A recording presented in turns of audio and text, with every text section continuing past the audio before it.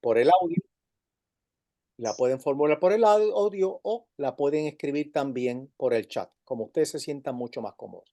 Así que, sin más preámbulo, doctor Antonio Ramos Díaz tiene micrófono para hacernos su presentación.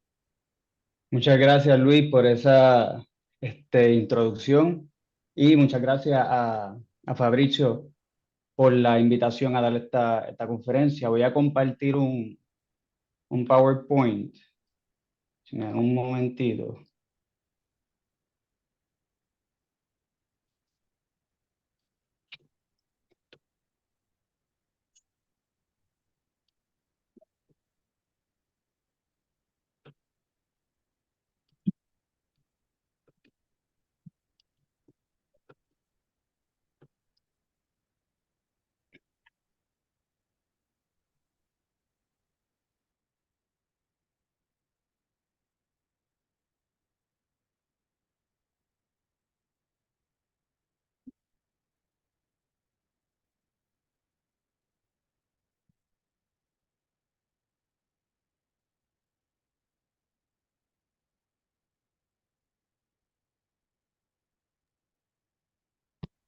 Bien, ok.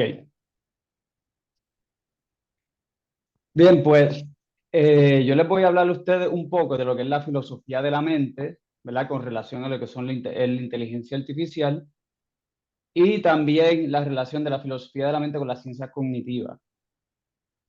Eh, Lo que voy a dar es más o menos como un resumen, lo que decimos en inglés, un overview del campo, de ciertos problemas centrales, de cómo se relaciona la filosofía o el rol de la filosofía en inteligencia artificial, y también en la ciencia cognitiva, que es una disciplina que surge después de la inteligencia artificial, pero hoy por hoy, pues hay una rama de la filosofía, que es una rama de la ciencia cognitiva, que es la filosofía de la mente, filosofía de la psicología, por ejemplo, y la inteligencia artificial, que también se tiende a considerar como una rama de la ciencia cognitiva, no en su totalidad, pero ciertos aspectos. Así que aquí les pongo un poco los temas que vamos a tocar. Primero, que es la filosofía de la mente, porque mucha gente en Puerto Rico no la conoce y en Puerto Rico realmente no se cultiva esta disciplina como tal.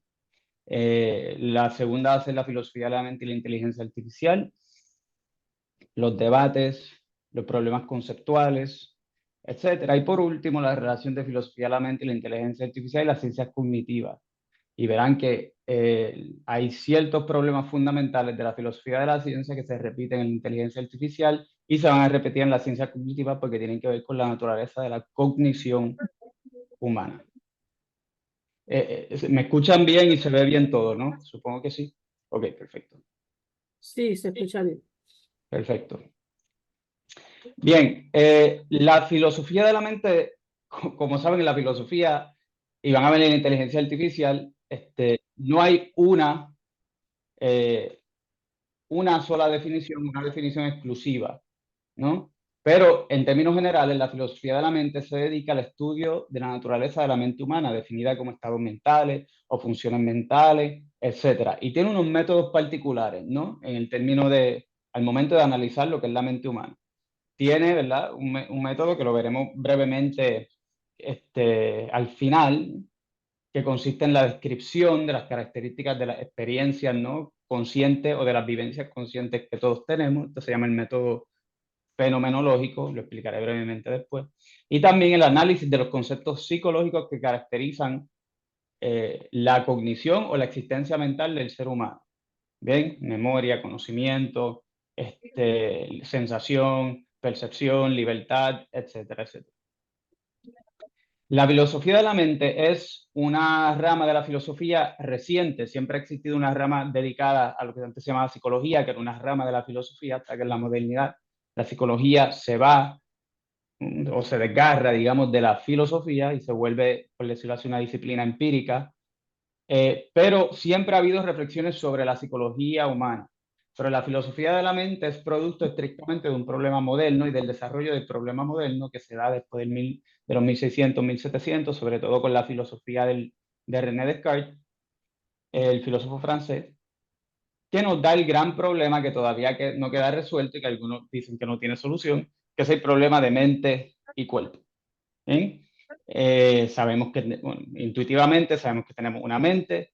La mente o la actividad mental de nosotros, si lo podemos llamar así, tiene unas características particulares, ¿no? Experimentamos ciertas cosas, sentimos ciertas cosas, pensamos, recordamos, añoramos, deseamos, odiamos, todo este panorama, ¿no? Mental. Y por otro lado, si podemos decir por otro lado, ¿verdad? Pero en este esquema de la modernidad tenemos el cuerpo, ¿no? Y surge la pregunta de cuál es la relación entre la mente, mi yo, mi ser, a veces llamado alma también, en la modernidad, con una significación muy distinta a la antigüedad, la relación entre mi alma y mi cuerpo. ¿Bien? Son una cosa, no, son dos cosas distintas. Si son dos cosas distintas, ¿cuál es la relación? ¿Cuál es la explicación? Etcétera. Ese es el gran problema de mente y cuerpo. Y vamos a ver que la filosofía de la mente sigue siendo uno de los problemas fundamentales, también en las ciencias cognitivas, y la inteligencia artificial promete, bueno, un tipo de inteligencia artificial promete una respuesta a este problema. Bien, entonces la filosofía, estudiamos la mente, particularmente la filosofía de la mente, que es una disciplina reciente. Se debate mucho este problema de mente y cuerpo, que no existía en la antigüedad o no tal como existe hoy, y se da una examinación crítica de los presupuestos filosóficos de todas las disciplinas que tengan que ver con aspectos mentales. ¿Bien? Así que hay filosofía de la psicología, filosofía de la neurociencia, filosofía de la ciencia cognitiva, etc. Aquí les pongo brevemente lo que es el panorama, ¿verdad? Y dice paradigmas ontológicos conceptuales de la filosofía de la mente. Esto lo que significa es que son, digamos, modelos, ¿no? Modelos de cómo conceptualizar la relación entre mente y cuerpo. Hay más de esto, ¿no? Pero les doy los más predominantes o los que predominan en la filosofía de la mente, que son los modelos dualistas y los modelos monistas. ¿Ok? En resumida, vieron que había hablado del problema mente y cuerpo, ¿no? El dualismo se caracteriza por sostener que hay una diferencia fundamental o al menos categórica entre cuerpo y alma, ¿ok? Que no son la misma cosa. Por eso el dualismo viene de dos cosas, ¿no? Son dos cosas distintas. Hay distintos tipos de dualismo. Dualismo sustancial, que era el que prefería René Descartes o Platón, que dice que somos una sustancia inmaterial, el alma, y una sustancia corporal unidas de alguna forma misteriosa. Bien, y Platón tenía esta noción del cuerpo como la reja o la prisión del alma. Realmente el ser humano es verdaderamente su alma, que es inmaterial, que no es idéntica al cuerpo, y en la muerte ambas se separan. Bien, pero nosotros subsistimos completamente. Ese sería el dualismo sustancial. Pero hay otro, hay dualismo de atributo o emergentismo, bien, que es una teoría relativamente popular, que sostiene que hay una diferencia entre mente y cuerpo o mente y cerebro, pero la mente surge como consecuencia de procesos neurológicos, neuroquímicos o como por el desarrollo, ¿verdad? De animales con sistema nervioso y una organización pues, neurobiológica muy particular. ¿Bien? Pero no se puede identificar. ¿Okay? Epifenomenalismo es otra teoría dualista que va por la misma área, un poquito más complicada. Y por otro lado tenemos el monismo, ¿okay? Así que dualismo es que se afirma que mente y cuerpo son dos cosas distintas. Monismo usualmente tiende a afirmar que no. ¿Okay? Que hay solo un tipo de sustancia y los monistas hoy en día tienden a ser fisicalistas, es decir, esa es la palabra que utilizamos para decir las personas que creen que la cognición humana o la mente humana debe explicarse meramente en términos, bueno, que no debe explicarse, que la mente humana es fundamentalmente física. Antes se le llamaba materialismo, hoy en día realmente se usa el término fisicalismo, es decir, que realmente el ser humano no tiene un alma inmaterial, sino que el ser humano es su cuerpo o su cerebro, su sistema nervioso, etc. Bien, no hay distinción, pero hay distintas formas. Está el fisicalismo reductivo o reductivista, el fisicalismo no reductivista. Anyways, hay unas teorías incluso hoy muy populares que son las panpsiquistas o panprotopsiquismo, pero no voy a entrar en eso porque eso ya sería irnos por el rabbit hole de la filosofía de la mente y aquí queremos atarlo a lo que son la ciencia cognitiva y la inteligencia artificial. Pero estos son ciertos esquemas que se utilizan para tratar de explicar la relación entre la mente y el cuerpo, si es que se va a explicar en términos de alguna relación. El dualismo sostiene que hay dos cosas, mente y cuerpo. El monismo dice que no necesariamente hay dos cosas, puede que hayan dos palabras, mente y cuerpo, pero fundamentalmente son lo mismo. Bien, la filosofía de la mente tiene tres problemas fundamentales que son los problemas recurrentes en la inteligencia artificial y en la ciencia cognitiva. Está primero el problema de la conciencia. En español, a diferencia de inglés, no tenemos dos términos distintos, bien, para dos conceptos distintos en relación a la conciencia. Así que yo pongo conciencia 1, que quiere significar lo que en inglés dirían consciousness, es decir, el estar o ser consciente, estar consciente, ¿no? Como ahora todos que estamos atendiendo a esta conferencia y somos seres conscientes. A diferencia de lo que sería en inglés conscience, que en español también es conciencia, pero que es conciencia moral. ¿Bien? El problema fundamental en la filosofía de la mente es conciencia 1. ¿Okay? Lo que nos interesa es consciousness y explicar cómo es posible. Eso es un tema también en la inteligencia artificial de cierto índole y en la ciencia cognitiva, cómo es posible que surja la conciencia 1, es decir, consciousness, que hayan seres que son conscientes. Y pues ignoramos por ahora lo que es la conciencia moral, porque la conciencia moral es como un subset, ¿no? Cae bajo lo que es la conciencia en sentido 1, y realmente no nos interesa por ahora el problema de la conciencia moral. Evidentemente, para tener conciencia moral hay que ser un ser consciente, así que estamos en el primer elemento de consciousness. Consciousness, este elemento o problema de la conciencia, tiene dos características fundamentales que los filósofos de la mente resaltan y que, bueno, se está tratando de explicar y muchos argumentan sin éxito y otros argumentan que va a ser imposible, no, explicar esto científicamente. Uno es el concepto de qualia, que lo ven que lo tengo aquí, y otro es el concepto de subjetividad. Este concepto de consciousness se distingue por dos características. Una, que la experiencia consciente, las vivencias conscientes de todos nosotros tienen características cualitativas, no meramente cuantitativas. ¿Ok? Explicaré lo que eso significa en breve. Y el otro aspecto es subjetividad, que es la autoidentificación o el autorreconocimiento de que soy un yo, o soy yo, ¿verdad? Eso se llama a veces en la filosofía de la mente first person point of view, el punto de vista desde la primera persona, bien, que la silla no lo tiene. Entonces, uno de los problemas que veremos en la inteligencia artificial, uno es si existe inteligencia artificial con subjetividad o qualia, sabemos que no, pero si puede existir inteligencia artificial con qualia y subjetividad. El segundo problema, déjenme ver si aquí puedo ajustar el audio un poco, denme un momento, sí. ¿Me escuchan? Perfecto. Ay, perdón. ¿Cómo vuelvo para atrás? Ok, el segundo problema es el de la intencionalidad. ¿Okay? La mente humana se caracteriza por el aspecto de conciencia, consciousness, y por algo que los filósofos llaman intencionalidad. La intencionalidad no tiene que ver en este caso con la acción, de llevar a cabo acciones con una intención particular. Intencionalidad, un término técnico también, que meramente significa que toda conciencia es conciencia de algo, es decir, que la conciencia tiene un objeto. Bien, estar consciente de algo.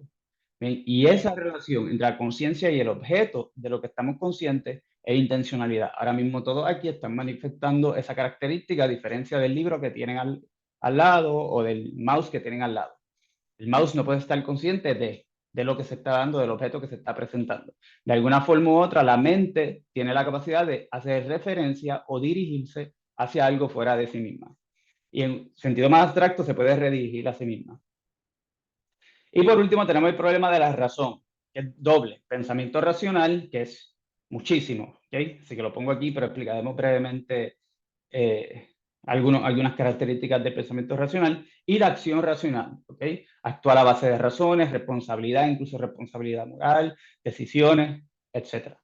¿Okay? Son tres problemas fundamentales en la filosofía de la mente que la inteligencia artificial va a tratar de implementar y las ciencias cognitivas están estudiando.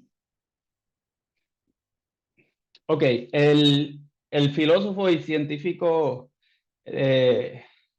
sí, cognitivo, David Chalmers, publicó un famoso artículo en 1995 en donde distinguía que la filosofía de la mente o el estudio de la mente se podía distinguir entre dos tipos de problemas, lo que llamaba problemas fáciles y problemas difíciles. Nótese que para Chalmers esta distinción entre fácil y difícil es una distinción relativa. Los problemas fáciles son difíciles, ¿verdad? Pero relativo al bien difícil es fácil, ¿ok?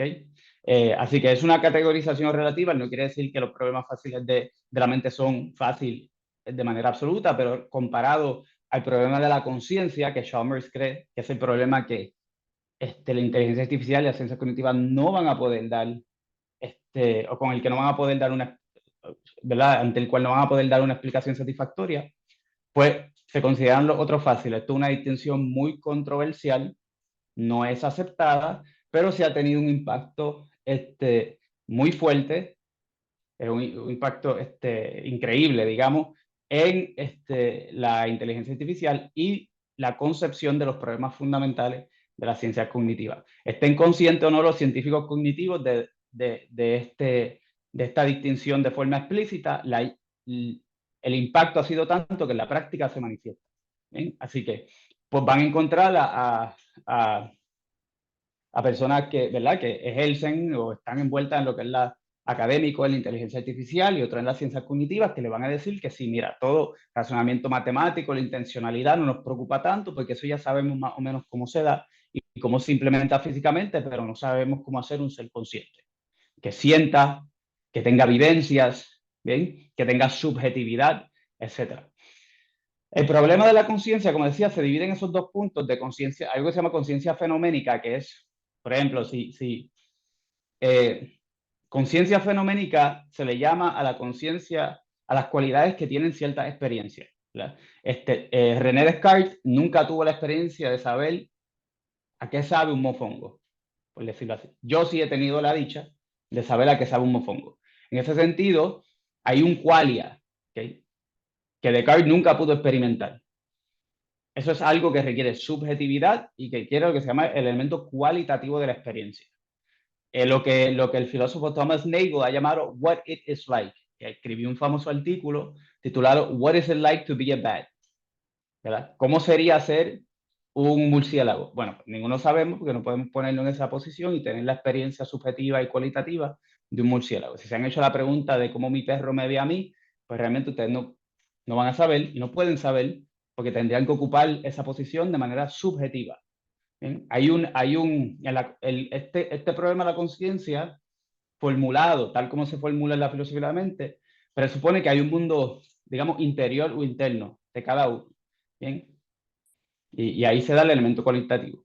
Intencionalidad, pues tiene que ver, como he dicho, significación, referencialidad, el hecho de que los estados mentales o, ¿verdad?, los conceptos, incluso las creencias, tienen un objeto al que se refieren, el hecho de que nuestros juicios son capaces de valores veritativos, es decir, ser falso o cierto, incorrecto, que pueden referirse al mundo. Y bueno, y ahí tengo algunos elementos del problema de la razón, que es decisión, acción, responsabilidad, espontaneidad, creatividad, que Noam Chomsky, en lo que Noam Chomsky insiste mucho, y de hecho publicó un artículo cuando salió el ChatGPT, explicando un poco cómo el ChatGPT no satisfacía las condiciones de creatividad. Que bueno, aquí hay mucho debate. Aprendizaje y capacidad lingüística, concepto y pensamiento conceptual, que es muy importante en la ciencia cognitiva. Ok, así que tienen esta famosa distinción controversial, pueden criticarla, esto es fair game, pero se la presento para que tengan un poco, para que tengan una idea de cuáles son ciertos, digamos, axiomas o dogmas que predominan en la práctica de esta disciplina y las disciplinas relacionadas. Ok, hay dos tipos de acercamiento filosófico a la inteligencia artificial. El acercamiento ético, que no me toca a mí, afortunadamente, le toca a Luis, que lo va a trabajar próximamente, y el acercamiento cognitivo, que como hemos visto, tiene que ver con la filosofía de la mente, los conceptos psicológicos, la naturaleza de los estados mentales y la relación entre los estados mentales o la mente humana y la inteligencia y su implementación física o su relación con el cuerpo y con el mundo, etc. Ok, la inteligencia artificial tiene sus orígenes, bueno, aquí los orígenes son un poquito difíciles de establecer, pero podemos dar por sentado que en 1956, con la conferencia de Dartmouth, se establece explícitamente el proyecto de inteligencia artificial. Descartes, Leibniz, todos ellos ya habían desarrollado cuestiones de inteligencia artificial. Antes veremos Turing, Alan Turing había publicado un artículo, pero la disciplina con unos objetivos explícitos, los objetivos explícitos que caracterizan a la inteligencia artificial, no se da sino como 1956 con esta conferencia que se acepta el término oficialmente de la inteligencia artificial, ¿verdad? Y se presenta el famoso programa ya, ¿verdad? No en función de Logic Theorist, un programa que en resumidas probaba teoremas en lo que se considera en el lenguaje de First Order Logic, ¿verdad? Que hoy consideramos unos teoremas muy fáciles de probar y un programa muy sencillo, pero en ese momento pues fue revolucionario, por decirlo así. Y ahí están un poco de los participantes, que muchos de los que son famosos, ¿no? Klaus Shannon, por ejemplo, que es el padre del concepto de información, Shannon o Shannonian Information, Marvin Minsky, también muy importante en una vertiente de la inteligencia artificial, Alan Newell, etc. Así que como he dicho, otro origen, si hablamos de los orígenes, podemos apuntar a la conferencia de Dartmouth y también al famoso paper de Alan Turing, Computing Machinery and Intelligence. Este es el famoso artículo de Turing donde él establece lo que es el juego de limitación y la famosa prueba de Turing, ¿okay? Que es una prueba para medir la inteligencia, ¿okay? Y realmente es una prueba performativa. Turing piensa, y lo escribe explícitamente en ese artículo, que en vez de estar haciendo la pregunta de si pueden las máquinas pensar, hay un error gramatical, pueden las máquinas pensar, esa pregunta debe echarse a un lado y debemos sustituir esa pregunta por la siguiente: si pueden las máquinas ser lingüísticamente indistinguibles de los seres humanos. Es decir, si es posible que haya una máquina en la cual un ser humano no pueda distinguir si está hablando con una persona o con una máquina. ¿Ven? Evidentemente, cuando Turing hay distintas formas de, de generar este tipo de pruebas, pero Turing nunca lo imaginó de una forma de interacción directa, ¿no? Sino que había como un interface y yo entraba en una conversación escribiendo, la persona o el AI o la máquina me contestaban, y si yo no podía distinguir si era una persona o una máquina, o si más allá de, pues, más del 30 o 40 o 50% me engañaba, ¿no? O no engañaba, perdón, a las personas. Digamos que tienes varias personas que participan en este juego de limitación, y si el, la máquina logra engañar, por decirlo así, a más del 30 o 40% de los participantes, pues cualifica como una máquina que ha pasado la prueba de Turing. Y esto es una prueba que Turing da para medir y establecer la inteligencia. Así que hay una sustitución de lo que antes era el problema fundamental entre máquinas y seres humanos, que si las máquinas pueden pensar, una sustitución de la pregunta por otra. ¿Ok? Y esto va a ser muy importante porque da paso hasta el día de hoy a un sinnúmero de problemas y una falta de consenso en lo que es la inteligencia y en cómo medir la inteligencia y en cómo establecer qué constituye inteligencia y qué no constituye inteligencia. Bueno, tengo aquí, no sé si tengo tiempo, pero bueno, creo que esto está en inglés. Les voy a poner aquí un breve video. Y sí, esto debe tener subtítulos en español. Déjenme aquí ponerlos. Tengo otros videos, pero creo que no me da el tiempo ponérselos todos. Por lo menos se lo hago. Bueno, vamos a ver.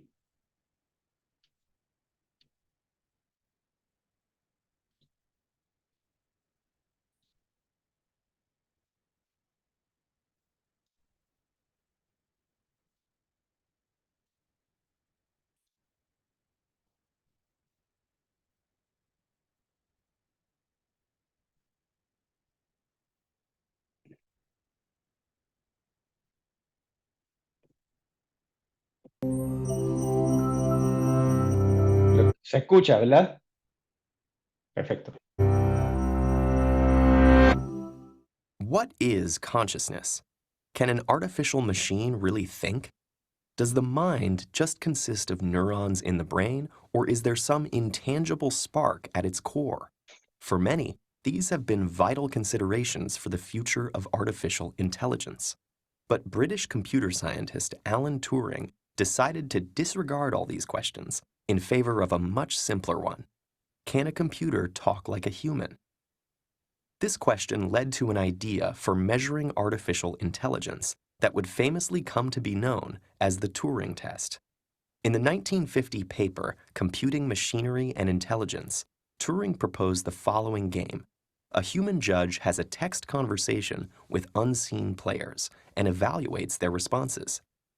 To pass the test, a computer must be able to replace one of the players without substantially changing the results.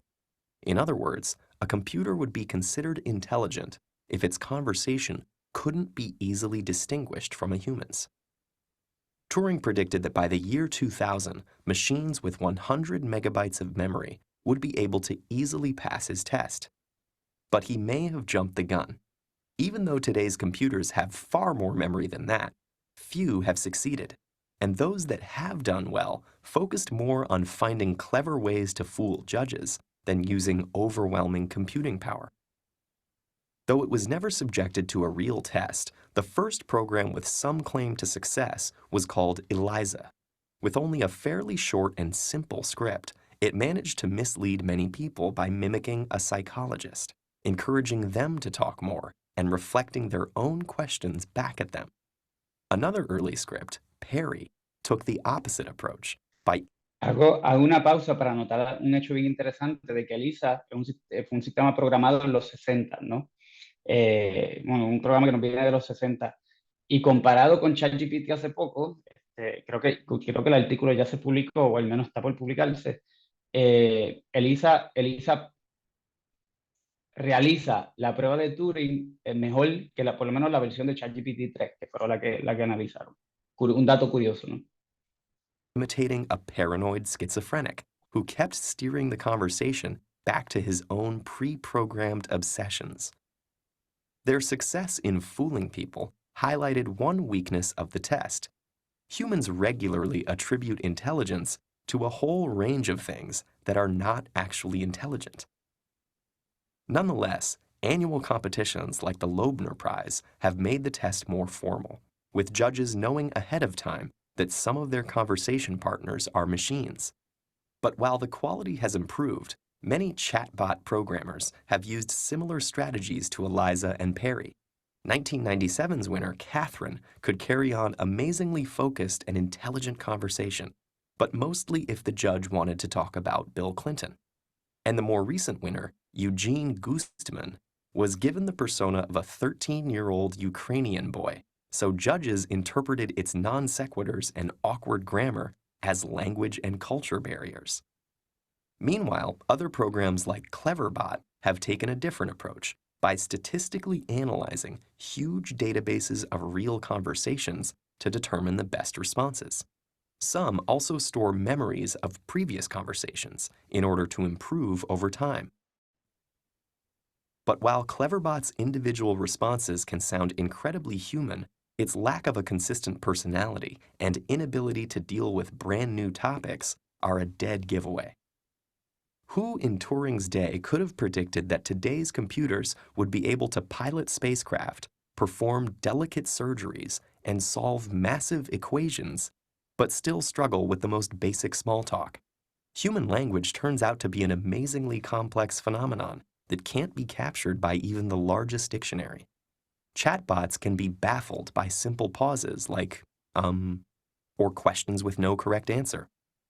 And a simple conversational sentence like, I took the juice out of the fridge and gave it to him, but forgot to check the date, requires a wealth of underlying knowledge and intuition to parse. It turns out that simulating a human conversation takes more than just increasing memory and processing power. And as we get closer to Turing's goal, we may have to deal with all those big questions about consciousness after all. Bien.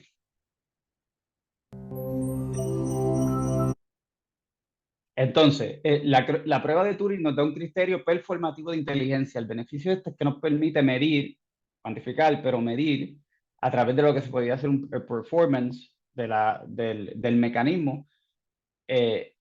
Bueno, al menos nos permite medir inteligencia en este sentido. Realmente, pero hay mucho debate sobre la utilidad del Turing Test para demostrar inteligencia. Hay debate si la prueba de Turing lo que realmente demuestra es cuán fácil de engañar o de convencer a los seres humanos. Hay distinción entre usuarios, expert judges, que se dice, no sé, usuarios expertos, o usuarios amateurs, interlocutores amateurs, no expertos, ¿verdad? Y la diferencia que se da entre ambos cuando están dialogando con este tipo de sistemas, pero bueno. Aquí yo les pongo otros sistemas, ¿no? Que pues se alega, son distintos, ¿verdad? A los sistemas computacionales que había pensado Turing, ¿verdad? Son instancias de Machine Learning, bueno, Deep Learning que es una instancia de Machine Learning. Pero bueno, pueden buscar, hay un tremendo documental del 2007, ya viejo para términos de inteligencia artificial, pero excelente, que es el documental de AlphaGo. Está el caso de IBM Watson en Jeopardy, que ganó el juego de Jeopardy. Ahí les pongo un quote de uno de los ingenieros, muy interesante, porque veremos las dos líneas, digamos, de inteligencia artificial. Y ahí ven que hay una caracterización de estos sistemas no como una forma de replicar o modelar lo que hacen los seres humanos, lo que es el ser humano, sino una forma efectiva, ¿no? De adquirir los resultados o ciertos resultados, pero no de la misma forma. Bien, ahí. Ok, yo puse los videos, pero no me va a dar el tiempo. Ok. La prueba de Turing nos da un criterio performativo, pero hay otra prueba de la inteligencia que nos viene de René Descartes. Y hoy por hoy hay ¿verdad? Un proyecto en la inteligencia artificial, un gran problema, hay problemas de la inteligencia artificial y ciertos proyectos lo que se llaman research programs, que han surgido con la intención de ver si pueden crear o imitar lo que se considera inteligencia general.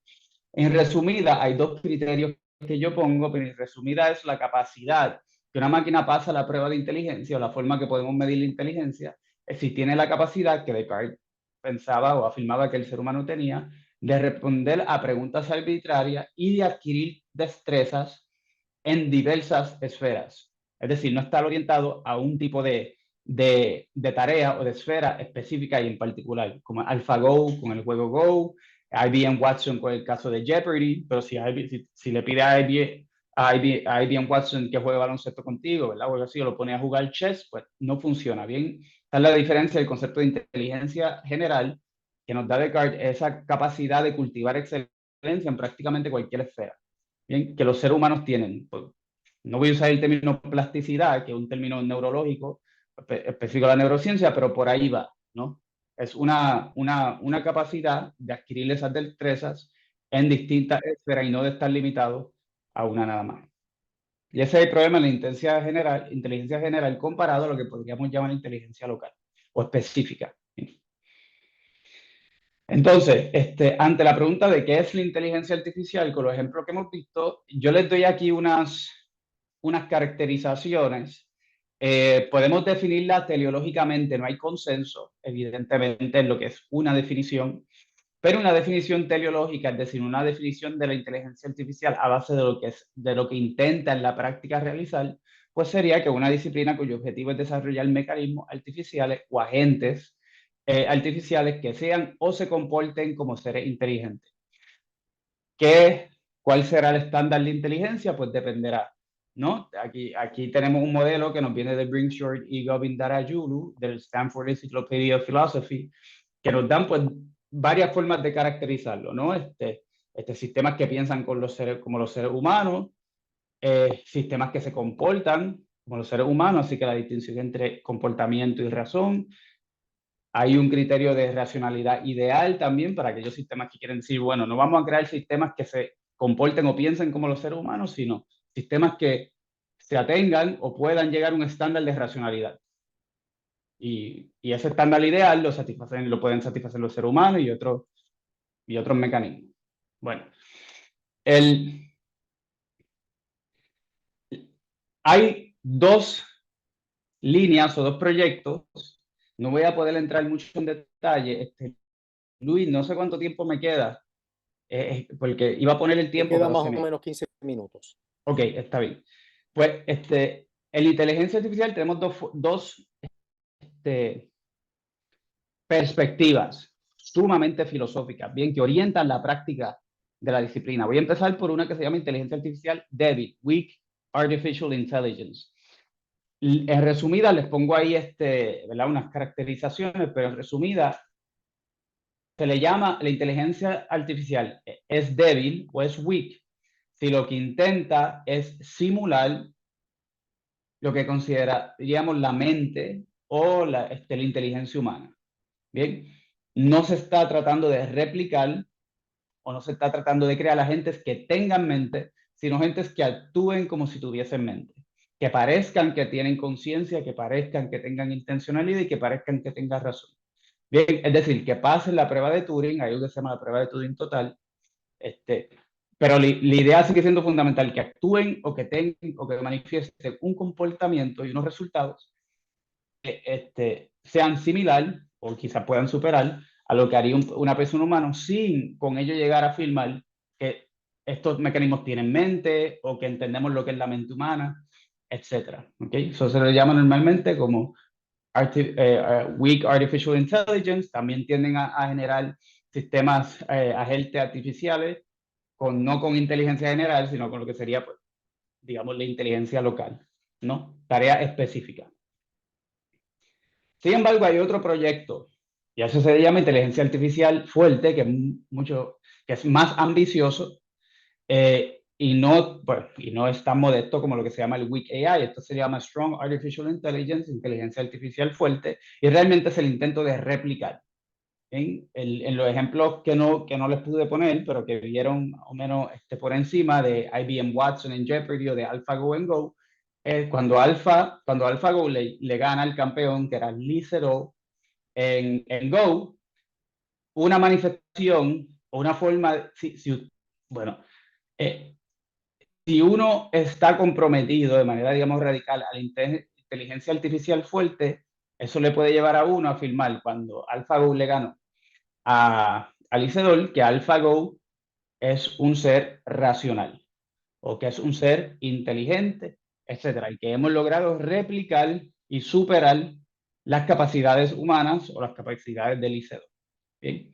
En el caso de una interpretación débil de ese evento, diría algo como que hemos logrado crear un agente artificial que supera las habilidades de Lee Sedol, pero no replica. No podemos decir que está razonando, pensando como en el caso del ser humano, pero sí un sistema artificial que logra jugar, aprende, ¿verdad? Y podemos decir que aprende, pero no significa lo mismo. ¿Bien? Así que no vamos a decir que tiene mente, pero podemos decir que es un sistema útil y eficiente, ¿no?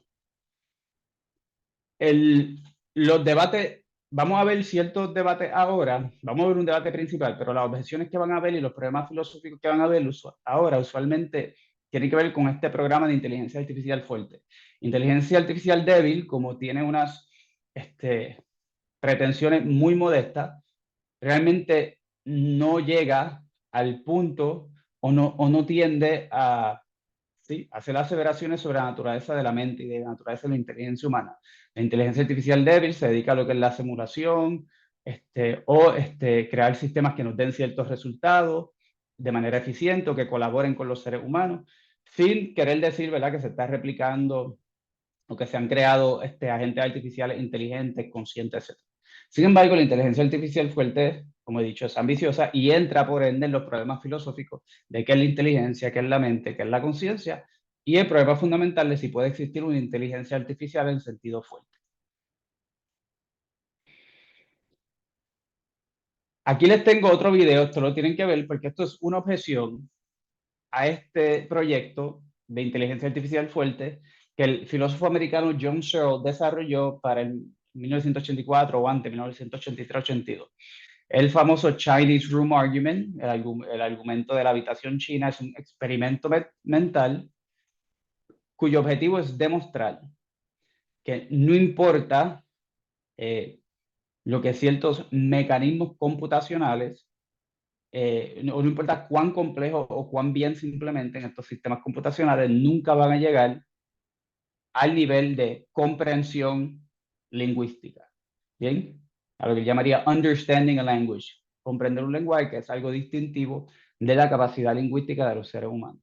Un argumento muy ingenioso que ha dado, que como consecuencia del mismo ha generado una literatura inmensa, tanto de apologetas como de detractores, y hasta el sol de hoy sigue siendo un argumento sumamente relevante.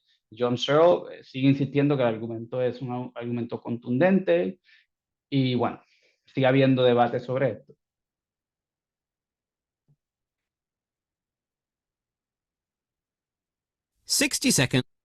Para este, desafortunadamente, no voy a tener subtítulos en español. Así que yo le explico. 60-second adventures in thought. Number 3, the Chinese room. Can a machine ever be truly called intelligent?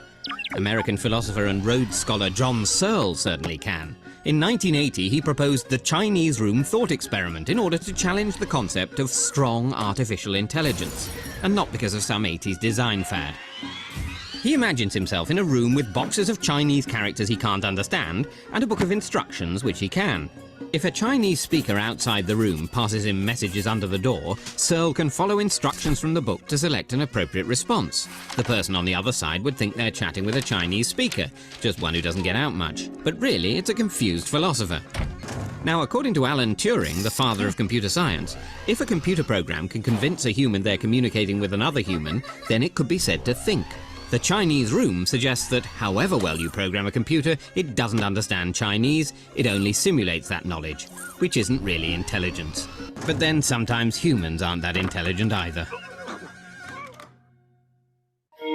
Bien, el argumento chino es un intento de refutar la prueba de Turing como una prueba válida de inteligencia en el sentido fuerte, ¿no? De inteligencia artificial, es decir, que según la inteligencia artificial fuerte, bueno, aquí hay debate, pero para que entiendan este argumento, si aceptamos que el criterio de inteligencia es la prueba de Turing, y si también aceptamos el concepto o el proyecto de inteligencia artificial fuerte, cualquier sistema artificial o mecanismo artificial o agente artificial que pase la prueba de Turing cualifica como inteligente. Y podemos decir que es inteligente, no meramente que simula la inteligencia. John Searle dice, pues piensen en este caso que yo, John Searle, estoy metido en un cuarto chino y el cuarto chino tiene un slot, ¿verdad? La persona no ve quién está dentro. De hecho, se ha hecho este experimento en la vida real. Estoy en un cuarto, yo tengo varias cosas, tengo un sinnúmero de símbolos en chino, tengo unas reglas en inglés que me dicen a mí cómo ir atando o cómo ir conectando cada símbolo, es decir, que si recibo este símbolo, la regla aquí en inglés me dice que este es el símbolo que tengo que sacar para afuera.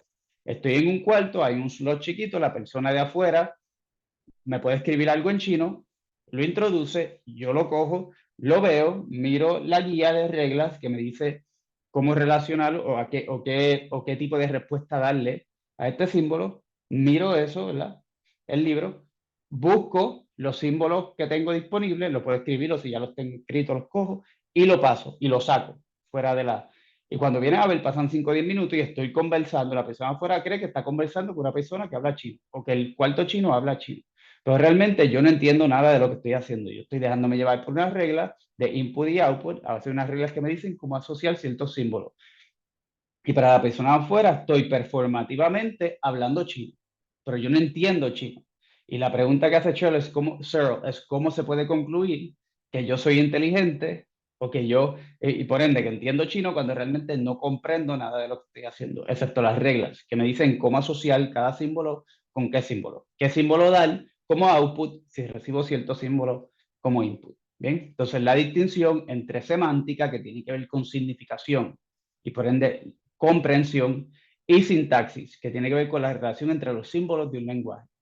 Y lo que Searle dice es que las computadoras, de hecho, y como aplicaría en el caso de los que defienden este argumento a ChatGPT, lo que hacen es, bueno, no hay el elemento semántico de comprensión, pero hay el elemento formal, sintáctico. Y realmente lo que carece y lo que siempre va a carecer la inteligencia artificial es el aspecto semántico de comprensión, que es fundamental para la inteligencia humana. Por ende, no puede haber un sistema, una inteligencia artificial inteligente en el mismo sentido que se dice que el ser humano es inteligente. La comprensión lingüística siempre se le va a escapar. Espero que quede claro, si no, pues lo podemos discutir después. Bien, pues eso es un problema. Rapidito, retomamos los problemas principales en el caso, ¿verdad?, de la filosofía de la mente y cómo se manifiesta en el caso de la inteligencia artificial. El mismo caso, el mismo problema de la subjetividad de la primera persona, el yo, la autoconciencia, la identidad. El problema, ¿verdad?, de la subjetividad de un sujeto, también está el elemento de la qualia, la conciencia fenoménica, etc. El problema de la conciencia surge nuevamente. Una cosa es, bueno, no quiero simplificar, pero voy a tener que hacerlo. Una cosa es los elementos formales y los elementos, operaciones computacionales, y otra pregunta es la conciencia. ¿Bien? Una cosa es actuar como si se fuese un sujeto, actuar como si no fuese un ser consciente, y otra cosa es ser consciente. Una de las objeciones que siempre le hace la inteligencia artificial es que no puede distinguir una de otra.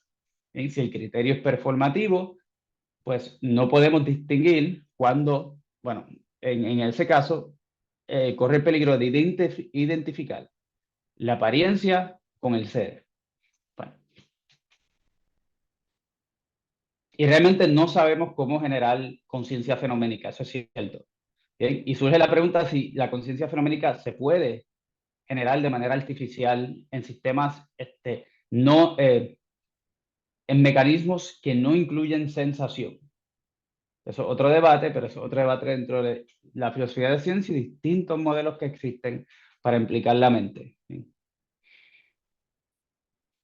El problema de la intencionalidad es otro problema, ¿bien?, que tiene que ver con la significación que vimos en el caso del experimento del cuarto chino. El caso de la intencionalidad humana, el hecho de que hay significación o hay referencia a algo distinto, Searle le llama a la intencionalidad humana intencionalidad intrínseca, es decir, que no depende de otra cosa. No tiene que venir nadie a interpretarme para yo pensar sobre algo, para yo entender algo. Bien, es algo intrínseco que poseemos a base de las capacidades lingüísticas y racionales que tenemos. Comprendemos y ya, no tiene que venir alguien a interpretarme. En el caso de intencionalidad de inteligencia artificial, cualquier intencionalidad que pueda tener es derivada o aparente. Bien, siempre la intencionalidad de la inteligencia artificial va a ser alguna referencia a, bueno, según Searle, a el ser humano. No es una forma, requiere de interpretación. Bien, y si no existe la interpretación humana, pues hay cierta indeterminación semántica. Bueno. Y por último está el problema de la racionalidad, que tampoco queda, o bueno, no queda resuelto o que sigue estando en cuestión.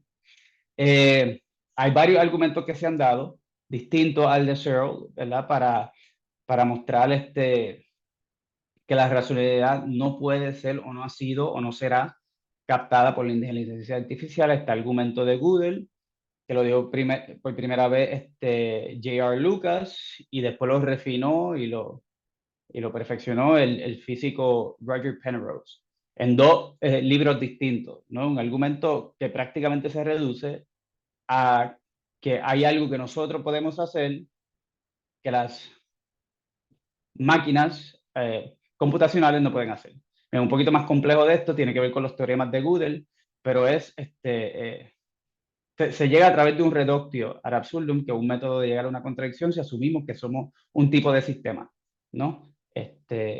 Computacional, pero bueno. Después está otro argumento, que es uno que yo he dado en mi tesis, ya he publicado un artículo sobre este tema, y concierne lo que es el razonamiento abstracto, la lógica matemática, la capacidad para lógica, para matemática, para filosofía, etc. Bien, yo lo he desarrollado en el contexto estrictamente de la filosofía de la mente y el modelo computacionalista de la mente humana. Sí, espero tener más tiempo en un futuro no muy lejano para realmente desarrollarlo de lleno en lo que es la inteligencia artificial y en particular la inteligencia artificial fuerte. Este argumento no toca la inteligencia artificial débil, que no tiene ninguna pretensiones de duplicación o de replicar las capacidades intelectuales o racionales del ser humano. Bien, un problema fundamental, le he dado los problemas, le he dado ciertos argumentos de manera, ¿verdad?, superficial, pero seguimos, ¿verdad?, y espero al menos que esto les haya quedado claro, ¿verdad?, les sea evidente que seguimos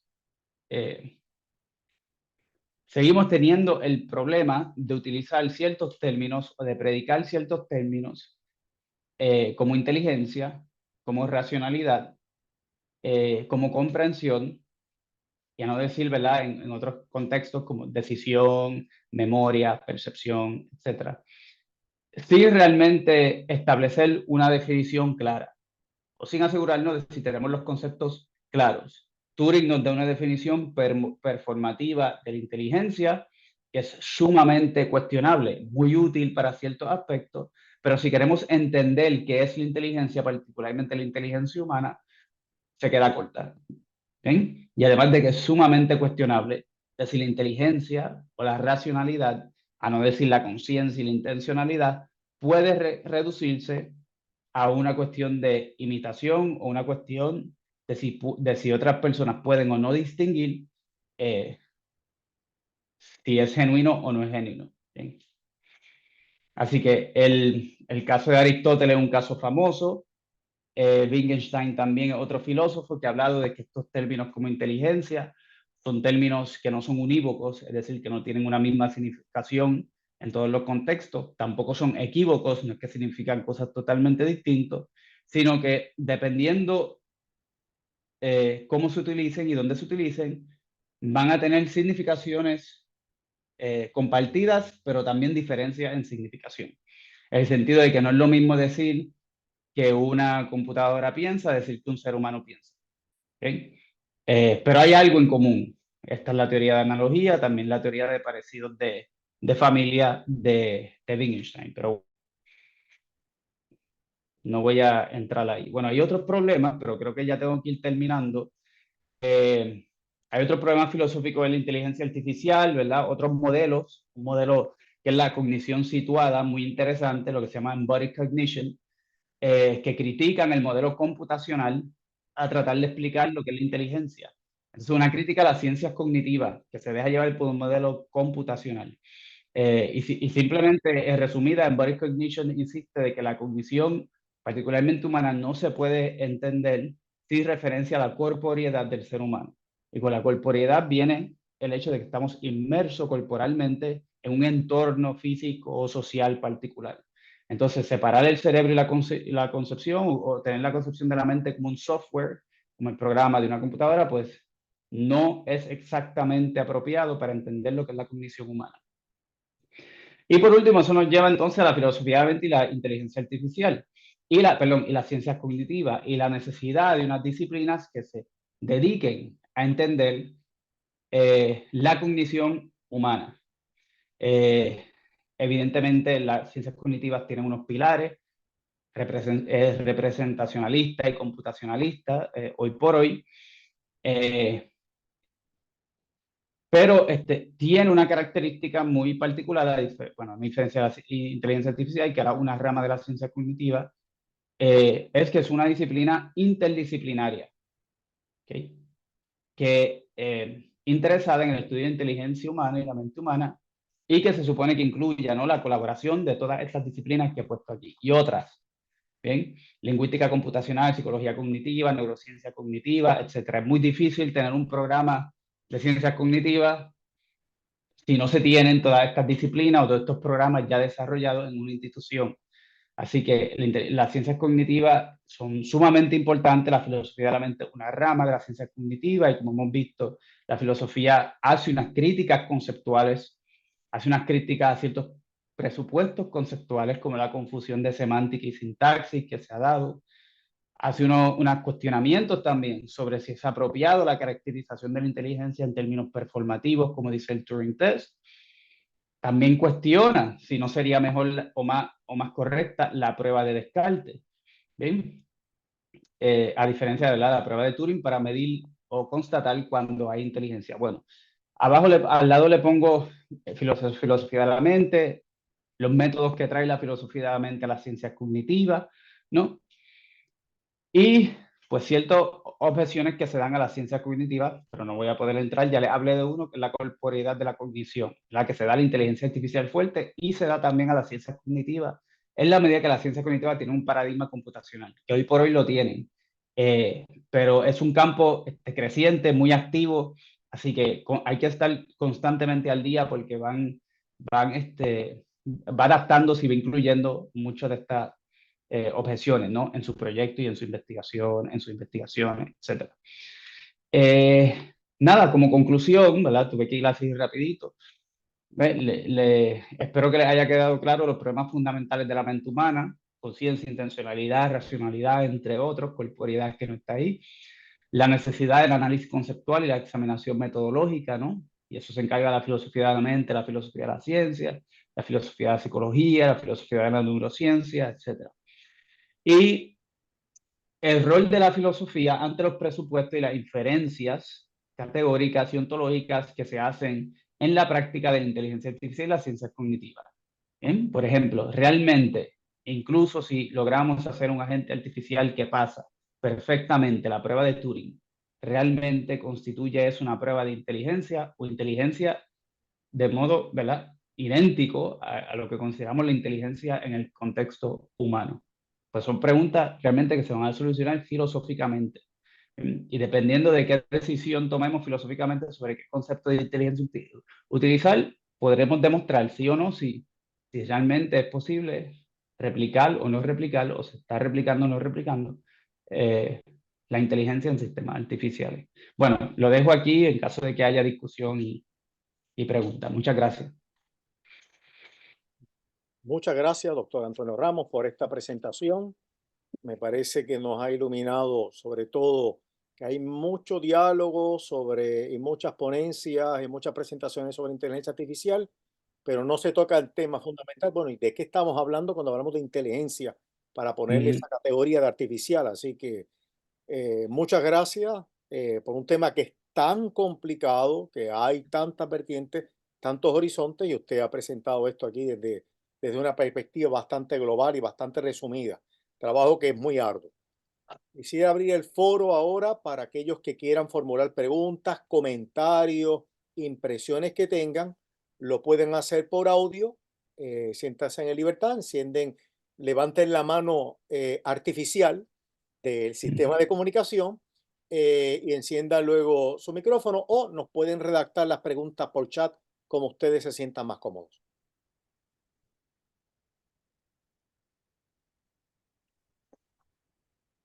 Ya nos ha llegado un comentario de Adelaida. Dice: excelente charla, muchas gracias. Mi comentario está más asociado con la parte ética, pero aprovecho para exponerlo. Creo que la conciencia moral es lo más importante, lo que más nos debe preocupar de la inteligencia artificial, puesto que esa cosa no piensa, sino que vomita o lanza de una manera inmediata y veloz aquello con lo que es alimentada. La conciencia moral pues precede a la conciencia número 1, que es la psicológica, si podemos decir, o consciousness, de que has hablado, puesto que si hay intencionalidad de las personas que manejan esa data por la que se alimenta la inteligencia artificial. Retomando el ejemplo del ratón, no tiene conciencia, pero sí la mano que lo mueve y da clic a un contenido o a otro. Espero escuchar al respecto en la próxima charla. Gracias. Antonio, ¿algún comentario que Sí, tengas? ahí yo aclaro simplemente que no es correcto decir que la conciencia moral precede a la conciencia. Una cosa es el orden psicológico, otra cosa sería, pues no sé, el orden moral. Para uno tener conciencia moral, tiene que tener conciencia en sentido uno. Es decir, seres inconscientes, o más bien no conscientes, como la piedra, por ejemplo, no puede tener conciencia moral. Ahora, un ratón es consciente, tiene conciencia, aunque un nivel mínimo de conciencia, pero no tiene conciencia moral. Bien, eso sí se da, seres conscientes sin conciencia moral. El ser humano es distintivo porque tiene conciencia y conciencia moral. Además de que también su conciencia en sentido uno es muy distintiva a la de los animales. La conciencia esto la fenomenología se encarga, ¿verdad?, de ver cómo se nos dan las cosas, no cómo se nos presentan. Bueno, la rama de fenomenología en la filosofía eso, se dedica a la descripción de las experiencias vividas. Bien, una cosa es una explicación neuroquímica de la depresión, otra cosa es una descripción fenomenológica, es decir, las características experienciales o internas de pasar por eso, es decir, cómo se siente estar en depresión. Bien, eso no te lo contesta la explicación neuroquímica. La fenomenología, hace un paréntesis, dice la depresión se distingue fenomenológicamente, qué sé yo, de la ansiedad en cómo se experimentan estas cosas. Así que la conciencia tiene que ver con el hecho de estar consciente. En el ser humano es muy compleja porque hay, como acabo de decir, hay elementos conceptuales, pero si no se es un ser consciente, no se puede tener conciencia moral. Así que, y como el acercamiento que he hecho hoy es cognitivo, pues evidentemente yo voy a lo que es lo primero, que es la conciencia en el sentido de ser consciente de ser un sujeto, tener tener aspectos cualitativos, pero eso no quita, ¿verdad?, la conciencia moral, que es importante. Desde la perspectiva ética es lo más importante, desde la perspectiva cognitiva no, porque el acercamiento cognitivo lo que queremos es explicar qué es la cognición humana, cómo es posible que ya han surgido seres conscientes. Y después podemos hacer una pregunta también de seres conscientes, moralmente conscientes, y después seres racionales, y después con interacciones sociales complejas que requieren conceptualización, etcétera, etcétera. Así que ¿verdad? No estoy refutando o algo así, lo que estoy aclarando, ¿verdad?, el nivel de análisis en el que estamos, que es el cognitivo. Y la importancia de no olvidar que en el caso al menos del ser humano, lo cognitivo es condición necesaria para lo ético y lo moral. Bien, exacto. Lo dejo ahí. Muchas gracias, Adelaida, por la pregunta y muchas gracias, Antonio, por tu respuesta. José Rodríguez nos escribe 2 preguntas, nos formula 2. ¿Cómo debería ser la relación entre la filosofía de la mente y las ciencias cognitivas para que ambas se enriquezcan, si es que debe haber una relación entre ambas? La primera pregunta y la segunda, y te dejo, Antonio, que tú decidas cómo las quieres contestar. ¿Crees que las ciencias cognitivas deban sujetarse a la filosofía de la mente en tanto que ésta estudia y o define los conceptos por los que las ciencias cognitivas estudian o intentan estudiar de manera fáctica? ¿Debería ser a la inversa o ninguna debería sujetarse a la otra? Ok, en cuanto a la segunda, hay ciertos aspectos en que la filosofía va a ser fundamental. Esto hay que argumentarlo, ¿no? Es decir, digamos que queremos llevar a cabo una experimentación sobre, no sé, sobre lo que se llamaría specific task, ¿verdad?, una tarea en específico para medir si en este caso tenemos una instancia de actividad inteligente. Surge la pregunta previa a la experimentación de cómo se va a definir actividad inteligente. Pues se define actividad inteligente para el experimento en particular. Igual que en el caso de Libet se definió lo que era libertad o decisión libre a base de un concepto de espontaneidad, si mal no recuerdo. Bien, o de no previa determinación o algo así. Ese elemento necesario para uno llevar a cabo la experimentación y ver si el experimento confirma, ¿verdad?, ciertas cuestiones en cuanto a la teoría, digamos, psicológica que queremos investigar, requiere de un análisis conceptual previo. Bien, si realmente logramos constatar que el criterio performativo de Turing, de la inteligencia, por ejemplo, no es un criterio adecuado para medir la inteligencia humana, utilizando, por ejemplo, el caso del cuarto chino, pues eso es previo a la experimentación, ¿bien? Porque es un problema conceptual de confusión, por ejemplo, entre semántica y sintaxis, entre manipulación simbólica y comprensión de lo que significan esos símbolos, ¿bien? No sé si me explico, pero no estoy diciendo que siempre va a ser así. Hay ciertos elementos en que va a haber investigación empírica y habrá que refinar entonces o expandir el web conceptual de la disciplina, etcétera. Pero les doy un ejemplo relativo a la ciencia cognitiva. La ciencia cognitiva ahora mismo se caracteriza por 2 pilares: representacionalismo y computacionalismo. Representacionalismo es simplemente que la cognición consiste, simplificando, en representaciones, lo que se llamaría semánticas, significaciones, estructuras representacionales que representan algo y ciertas reglas que ayudan a estructurar o manipular esa representación. Entonces tenemos razonamiento ordenado sobre ciertas cosas. Bien. El concepto de representación es sumamente difícil de definir y sumamente controversial. ¿Bien? Y hay ciertas caracterizaciones de ese concepto que son, como diría Wittgenstein, nonsense. ¿Bien? Y hay que tener mucho cuidado con no simplemente presumir, utilizar estos conceptos, definirlos de manera un poco acrítica, o ni definirlos, aceptarlos de forma crítica, y llevar a cabo un proyecto investigativo sobre la mente humana a base de unos conceptos que no están bien analizados. La experimentación puede ser impecable, pero al momento de interpretar la data vamos a tener un revuelo, porque hay confusión conceptual. Entonces, uno de los roles de la filosofía, como decía Wittgenstein, es el análisis conectivo, el análisis de estos conceptos, de investigar la coherencia o incoherencia que no nos damos cuenta, pero que están presentes en los conceptos que estamos utilizando para llevar a cabo los experimentos e interpretar la data. ¿Bien? Me refiero otra vez al concepto de inteligencia, que vuelvo y digo, la inferencia que saquemos sobre si ChatGPT es inteligente, pues dependerá de qué concepto de inteligencia tengamos. ¿Bien? Pero eso es un debate previo. ¿Bien? Si damos un estándar performativo y ChatGPT lo pasa, pues eso es empírico, que lo pasó. Pero si eso realmente constituye inteligencia, depende del elemento del debate conceptual. El primer punto lo voy a decir así, la filosofía de la mente es una rama de las ciencias cognitivas, que así que es una rama entre tantas. Se supone que haya colaboración entre la neurociencia cognitiva, psicología cognitiva, lingüística computacional, antropología cognitiva, todas contribuyendo.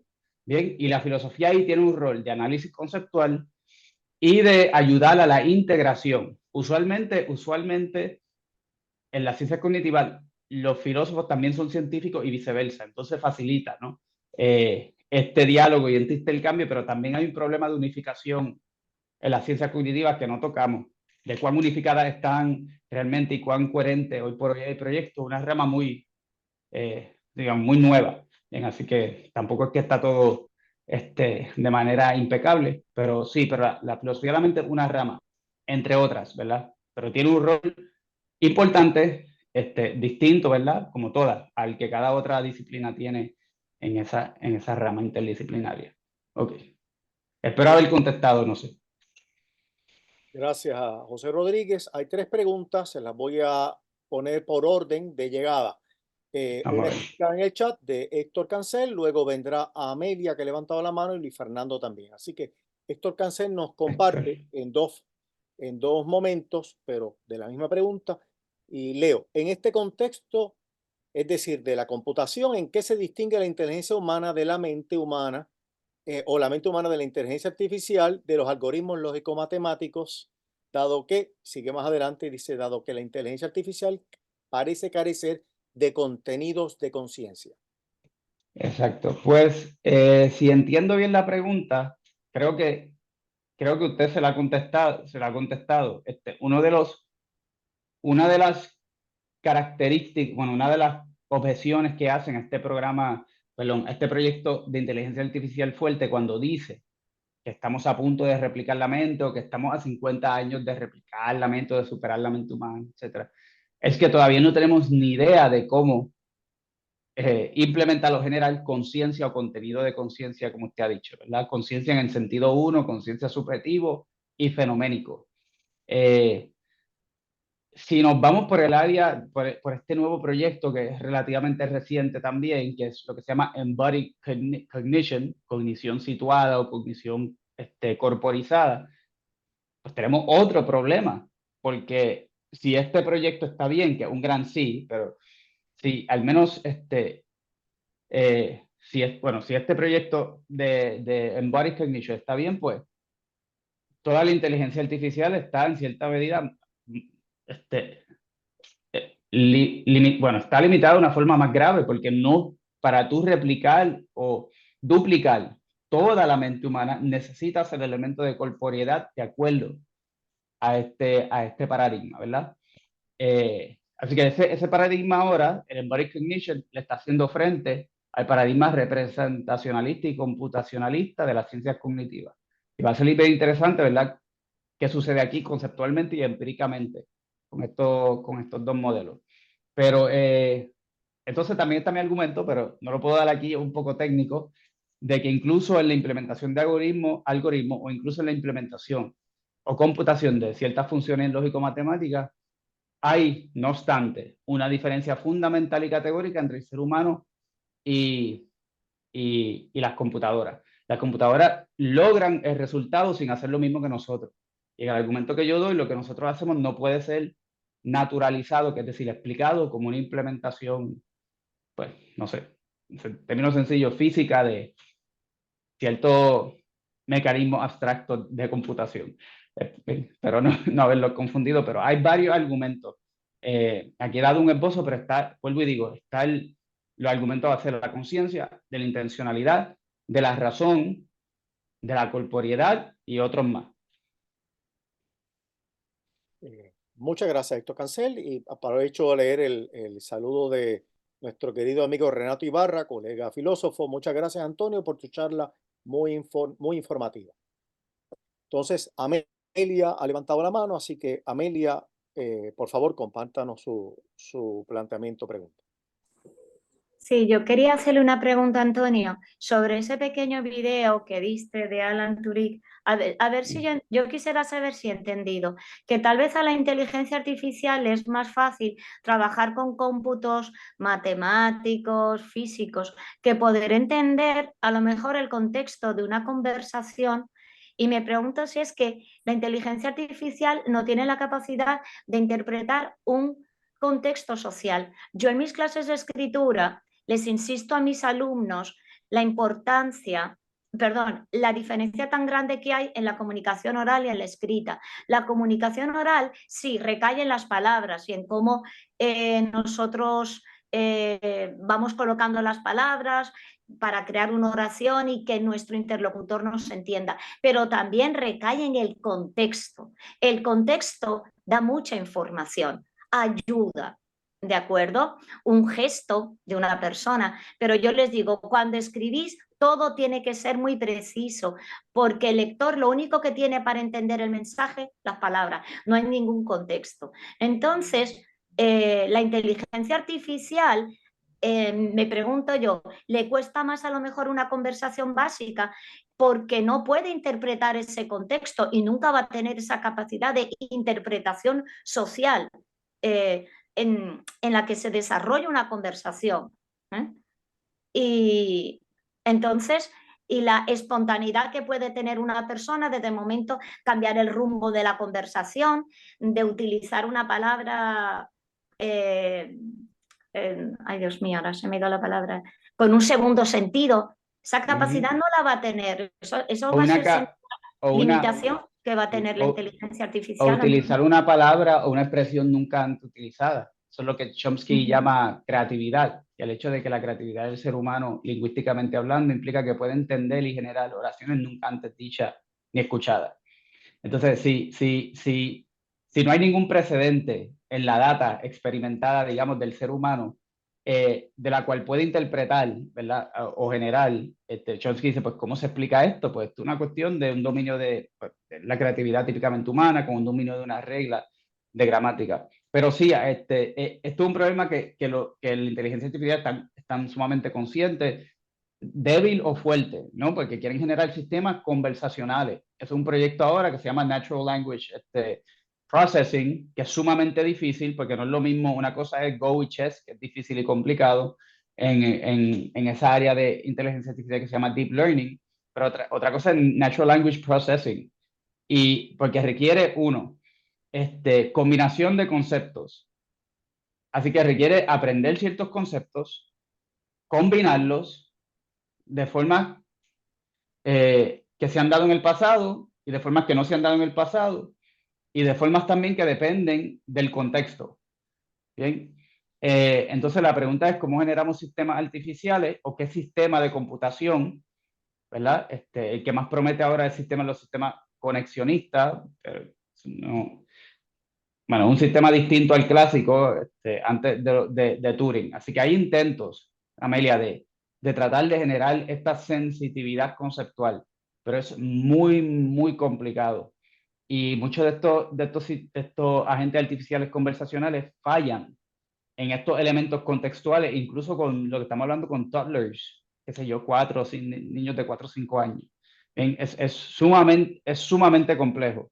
Pero la pregunta es la siguiente: incluso si llegamos a generar sistemas que se muestren competentes, conversando, digo, en el performance, la pregunta es si realmente hay comprensión contextual o comprensión pragmática, porque hay 3 elementos para el lenguaje: semántica, sintaxis y pragmática, que son todas las cuestiones contextuales del uso del lenguaje, que no están explícitamente contenidas. ¿Bien?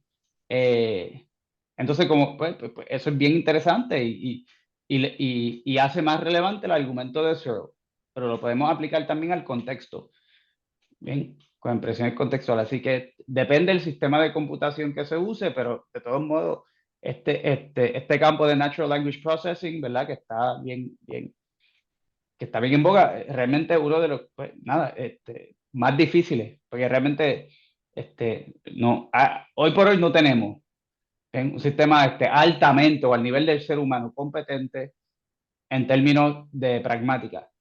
Así que el elemento contextual, y no se diga, Amelia, el hecho de que es que son tantas cosas, por ejemplo, surge la pregunta de si la comprensión pragmática en el lenguaje, es decir, del contexto, requiere corporeidad.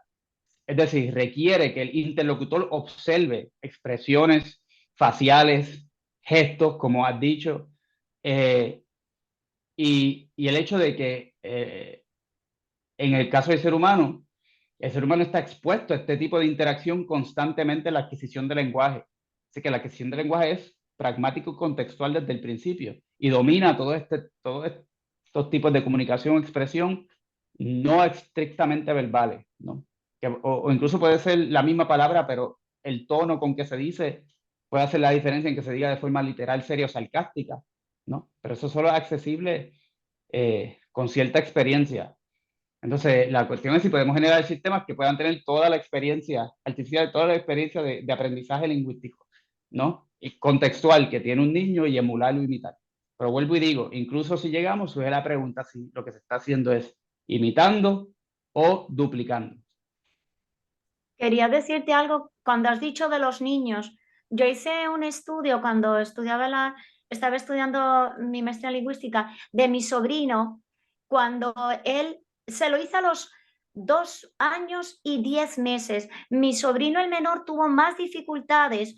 Hay unos niños que tienen más facilidad para empezar a hablar. Bien, mi sobrino tenía más dificultades y él prácticamente hasta los 2 años solamente se comunicaba con vocales. Bien, y eso que has dicho tú, sí que lo hacen los niños. Yo me fijé cuando él tenía 2 años.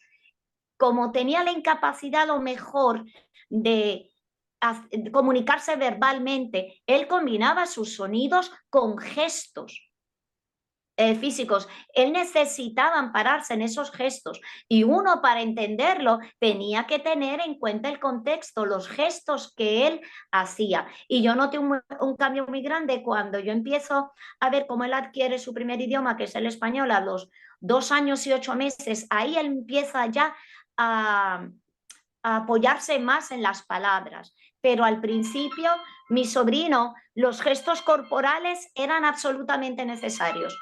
¿Me entiendes? Que en ese lenguaje, interacción lingüística, los niños cuando están aprendiendo su primer idioma utilizan el cuerpo mucho. Y uno tiene que, para entenderlos, escucharlos, interpretar esa palabra, a ver qué es lo que están diciendo, ¿verdad? Más unirlos al gesto. Que lo que has dicho es totalmente necesario en un niño. Y bueno, y gracias por tu contestación, gracias por todo, Sí. Antonio, excelente. Sí, no hay de qué. Gracias, Amelia, por tu participación también.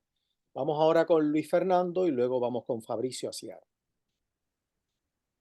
Bueno, Antonio, yo quería empezar diciendo que tengo como primera carrera ingeniería de sistemas, entonces Me gusta mucho y me Excelente. apasiona mucho esto de la inteligencia artificial. Y bueno, ya yendo a la pregunta, ¿qué opinas de la nueva tecnología que está sacando OpenAI, ¿no? Cuando salió hace poco esto de Sora, que para mí fue algo que revolucionó a grandes rasgos, ¿no? Lo de la inteligencia artificial, el hecho de poder ya con solo escribir palabras que te haga un video corto sobre eso. ¿Y tú crees que en algún momento pueda llegar la inteligencia artificial a suplantar a los cineastas tal vez o a las personas que hacen diseño gráfico? Eso es una pregunta, es una pregunta muy pertinente y me temo que si respondo estaría especulando, como yo creo que estaríamos haciendo mucho. Eh,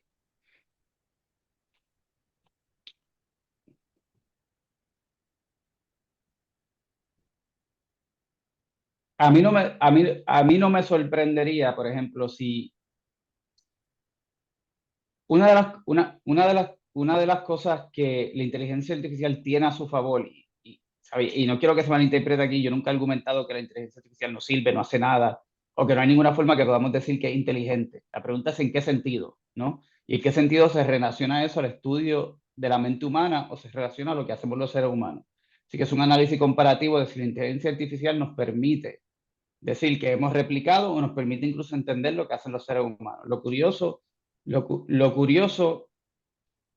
en el caso de lo que podemos llamar la creatividad que está manifestando la inteligencia artificial, es que mientras que tenemos una idea de lo que sucede con estos sistemas o estos accidentes artificiales, incluso en la creatividad, ¿verdad? De que con pocas palabras te puedan generar un video, un script, ¿verdad? De un guión, por decirlo así.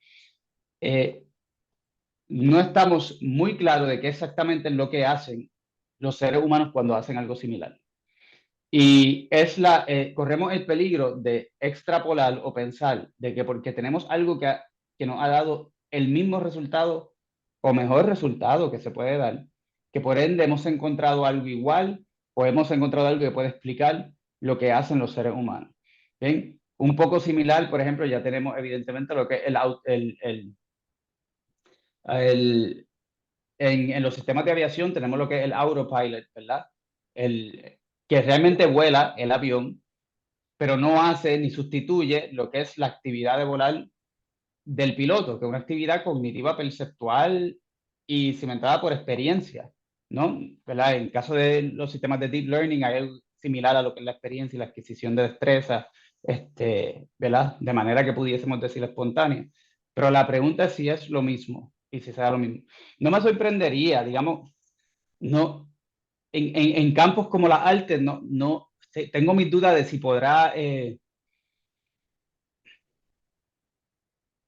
podrá suplantar realmente lo que sería el ingenio del espíritu humano, ¿no? Así que ahí hay duda en cuanto al concepto de creatividad.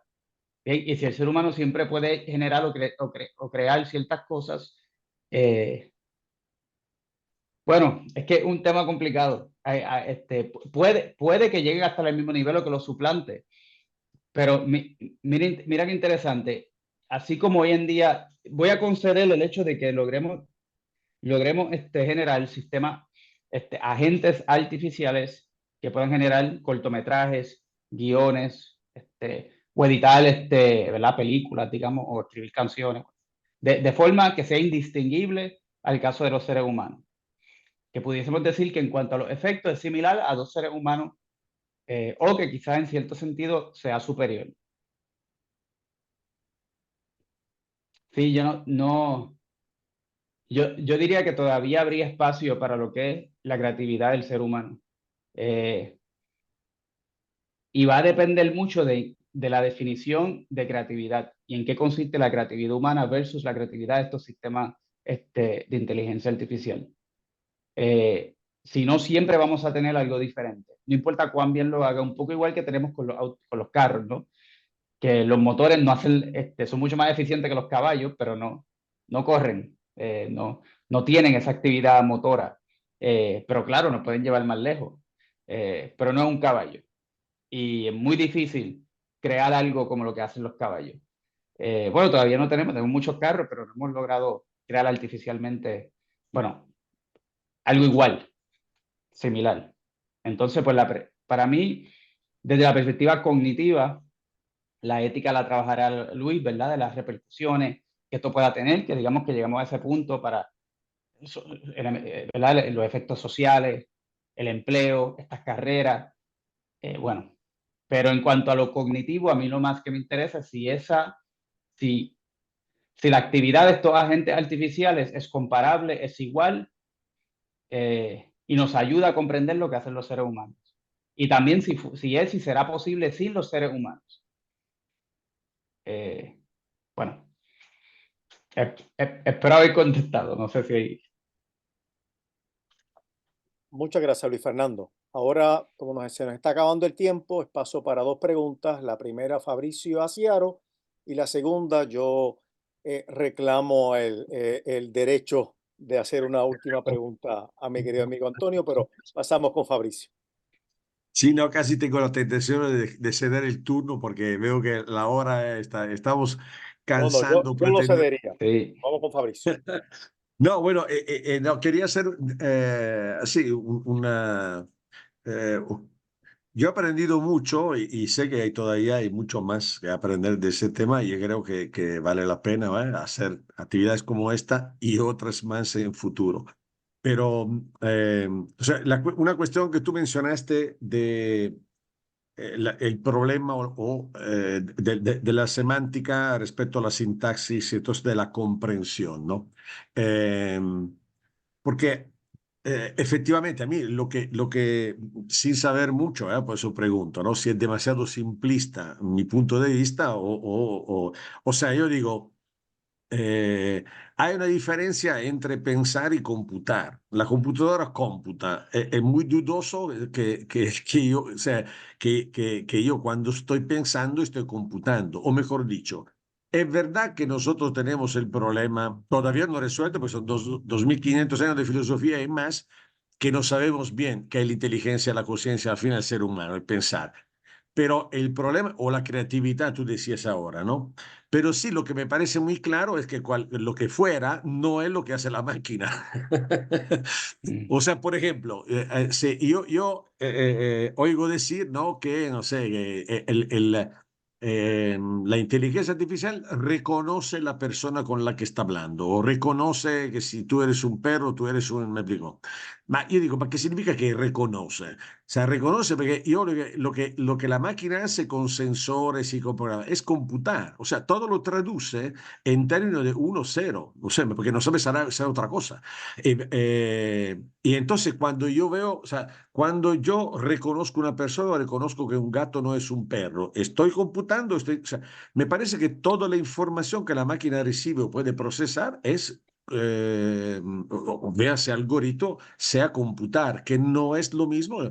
Y aunque mañana lográramos construir un robot que tenga la piel, que tenga olfato, serían siempre sensores que captan y reciben información, la única que pueden procesar o la única manera en la que la pueden traducir, que sea... que sean bytes, me explico, que no es la misma cosa de los cuales...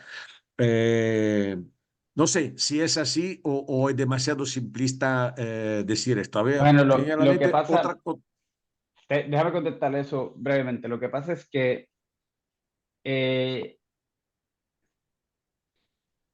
según un modelo, hay varios distintos modelos computacionalistas. Según un modelo computacionalista, la cognición es cuestión de la computación de ciertas funciones. El modo en que eso simplemente, ¿verdad? Es decir, se puede implementar de diversas formas. Del mismo modo que un sistema conexionista, un sistema, lo que se llama neural networks, ¿verdad? De nódulos neuronales, supongo que se dice en español. La misma se puede implementar físicamente de diversas formas, igual que un sistema computacional clásico, ¿no? Que es el que tú apelabas, ¿verdad? A base de 1 y 0, ¿verdad? Y operaciones discretas. Es decir, aquí hay una diferencia fundamental. Para ciertos científicos cognitivos, el modo en que se implementa la cognición no es lo más fundamental. Lo fundamental es que se puede implementar este sistema computacional, que sabemos que se puede implementar en distintos tipos de hardware, ¿verdad? En caso análogo de lo que sería, ¿verdad? Como las computadoras. Así que para ello, el hecho de que tú apeles a que tú tienes una nariz, el otro tiene un sensor, no es suficiente. La pregunta es si realizan los mismos tipos de computación. Y si sí, pues cualifican como equivalente computacionalmente. Y si tú identificas la cognición con la computación, pues tienes ahí una equivalencia. ¿Entiendes? Así que ahora, por lo que tú dices, tú no concedes esa distinción entre el nivel abstracto y el nivel físico. Es decir, que el elemento fisiológico es importante, ¿no? Creo que eso has dicho, ¿no? Nosotros, ¿verdad? Lo que hacemos cuando, pues, bueno, no Sí. sé si eso es lo que has dicho, pero Sí, una parte yo no estoy de seguro. acuerdo con este modelo, ¿verdad? Te explico para que entiendas un poco cómo ellos pueden sostener que tú y qué sé yo, bueno, que eso que es el caso del ChatGPT o el de Sora, pero que tú y ese agente artificial hacen lo mismo. ¿Sí? Porque implementan los mismos tipos de computación o implementan computaciones similares. Y lo único que se requiere es que se implementen. ¿Cómo se implementan? Pues ya va a variar entre un sistema natural y artificial. Pero, por ejemplo, en las ciencias cognitivas, el modelo computacional, la percepción de seres, de animales humanos e inhumanos se explica con este modelo computacional. Tú no tienes que estar pensando de que tienes una función matemática o lógica binaria en la mente, ¿verdad? Ahí de frente. La idea del modelo computacionalista es que el cerebro, ¿verdad? Es un sistema computacional y tu percepción se explica a través de computaciones no totalmente conscientes, sino a nivel subconsciente, las que hacen que tú percibas igual que o de forma similar que un sistema con facial recognition, de reconocimiento facial, lo puede hacer. ¿Bien? Así que por eso es que el problema de la conciencia es tan importante, porque ellos han pensado que, por ejemplo, hay ciertos aspectos de la cognición que podemos compartir con agentes artificiales que no requieren conciencia. Así que él puede explicar tu capacidad lingüística, ellos van a intentar explicar tu capacidad lingüística de forma computacional análoga a la que lo haría un sistema apropiado, ¿verdad? De procesamiento de lenguaje. O un sistema artificial capaz de tener una conversación. Pero el tema de la conciencia ya es otro. ¿Ves? Por eso es que al principio dije que había unos problemas fáciles y difíciles, porque hay grupos que creen que intencionalidad y racionalidad sí pueden ser explicados de esta forma porque no requieren conciencia. Y pueden suceder a un nivel subconsciente. Pero la conciencia, es decir, las características subjetivas y fenomenológicas de experimentar, eso es lo que ellos piensan o dicen que no saben cómo. Bueno, pero eso es otro debate. Gracias. No sé si te lo aclaré, pero bueno. Seguiremos hablando. Sí. Para acabar, más que una pregunta, traigo un dato estadístico de un estudio que se hizo. Boddington en su libro AI Ethics lo menciona y me pareció muy llamativo. El tema de qué es inteligencia y cómo la formación que uno ha tenido universitaria, profesional, condiciona la respuesta sobre lo que es inteligencia, ¿no? En el estudio, el 50% de los programadores de sistemas de inteligencia artificial, cuando le preguntaron qué era inteligencia, la respuesta estaba dirigida a resolver problemas bien concretos, o lo que en inglés llamamos goal oriented, ¿verdad? A resolver un problema, que es lo que hace la mayoría de los sistemas de inteligencia artificial, sobre todo lo que tú denominas muy bien weak artificial intelligence, o Inteligencia local. local y bien específica, Sí. ¿no? Y sin embargo, a los psicólogos, menos del 10% dieron esa respuesta. Yo estoy seguro que se le preguntan a filósofos mucho menos todavía, ¿no? Exacto. Es una noción, la mayoría de la gente que trabaja en inteligencia artificial, cuando piensan en inteligencia, es una noción bien instrumentalista, que no es que neguemos desde la perspectiva psicológica ni desde la perspectiva filosófica de que la inteligencia resuelve el problema, pero ¿dónde dejamos, por ejemplo, el tema de la sofía o de la sabiduría en tantas corrientes, en tantos momentos de la historia, en todos los países, que puede ser desde una sabiduría, una búsqueda de la sabiduría, de donde viene el término filosofía, el amor a la sabiduría, sumamente abstracto también, o la sabiduría popular de los refranes. Es algo que las máquinas no pueden hacer, ¿no? Quería escuchar tu breve comentario y con eso ya nos despedimos. Sí, estoy de acuerdo. Es un retorno al análisis de estos conceptos como razón, racionalidad, que el concepto de racionalidad en el sentido clásico incluye, ¿verdad? La vía contemplativa, que es algo que evidentemente, la vía contemplativa, ¿verdad? La reflexión, la meditación como camino hacia la sabiduría y la liberación, ¿no? Es esa caracterización del concepto de inteligencia, ¿verdad? En estos ámbitos de computer engineering, robótica, es evidentemente una concepción de inteligencia instrumentalista. Y se acepta de forma muy acrítica, pero realmente es una identificación con la inteligencia, con los resultados típicamente inteligentes, que consideramos inteligentes. Nos da los resultados que esperaríamos de un ser inteligente, por ende, satisface. Es un criterio performativo e instrumentalista. Exacto. Y es curioso ver ese dato de los psicólogos y definitivamente me imagino que esa encuesta será reciente porque si llegamos a coger la psicología en la etapa conductista, Claro. quizás, ¿verdad? Exacto. Así que, pero qué curioso, no me sorprende y mucho con esta idea de inteligencia emocional también, que una de las objeciones que se le hace a las ciencias cognitivas, que están tratando de ver cómo lo hacen, pero es interesante, en las ciencias cognitivas, y ojalá más gente se motive a entrar a esta disciplina, es ver cuánto de lo que concierne a la robótica, informática, inteligencia artificial, cuánto de ellos podemos transportar al estudio de la mente y la cognición humana y cuánto nosotros debemos, digamos, matizar o corregir allá. ¿Hasta qué punto, ¿verdad? Podemos pasar literalmente o usar ese lenguaje?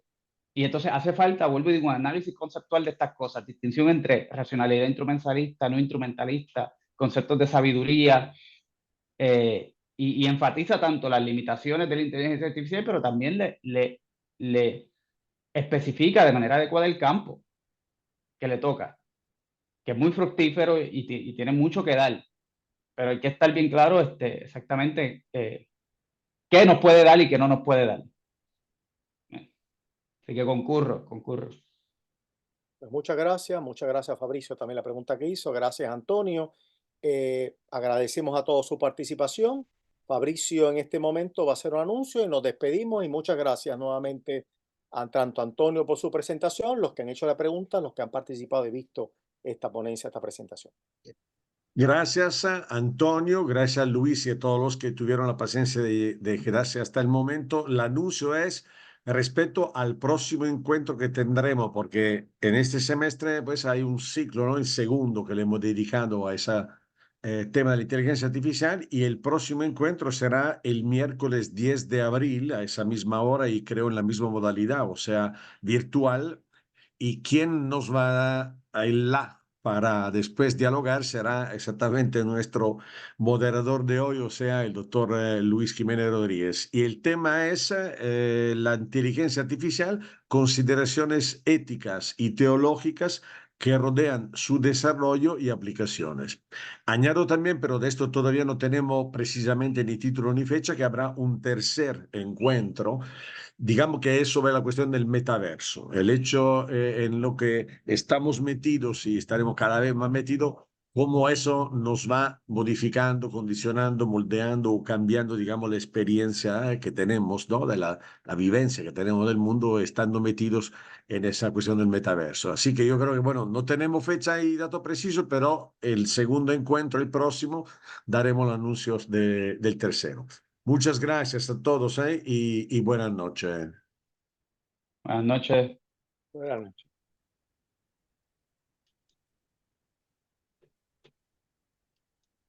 Buenas noches a todos. Buenas Igual. noches. Gracias.